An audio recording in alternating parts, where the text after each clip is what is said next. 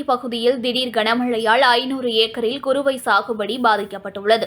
மயிலாடுதுறை மாவட்டம் சீர்காழி, கொள்ளிடம் வட்டாரங்களில் நிகழ்வாண்டு சுமார் 20,000 ஏக்கரில் குறுவை சாகுபடி மேற்கொள்ளப்பட்டிருந்தது. இதனிடையே சீர்காழி பகுதியில் பெய்த திடீர் கனமழையால் சீர்காழி, கொள்ளிடம் வட்டாரத்தில் சுமார் 500 ஏக்கரில் குறுவை சாகுபடி பாதிக்கப்பட்டுள்ளது.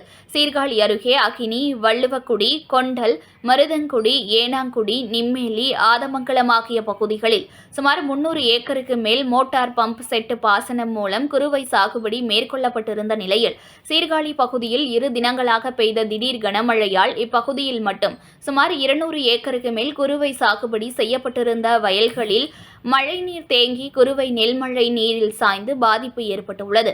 மழைநீர் வடியாத நிலையில் இவை தற்போது முளைக்க தொடங்கியுள்ளன.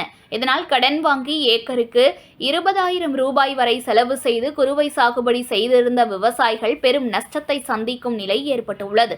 ஆகையால் வேளாண் அதிகாரிகள் கொண்டல், அகனி, நிம்மேலி, வள்ளுவக்குடி உள்ளிட்ட அனைத்து பகுதிகளில் நேரில் ஆய்வு செய்து திடீர் மழையால் பாதிக்கப்பட்டுள்ள குறுவை சாகுபடிகளை கணக்கீடு செய்து போர்க்கால அடிப்படையில் நிவாரணம் வழங்கிட விவசாயிகள் கோரிக்கை விடுத்துள்ளனர்.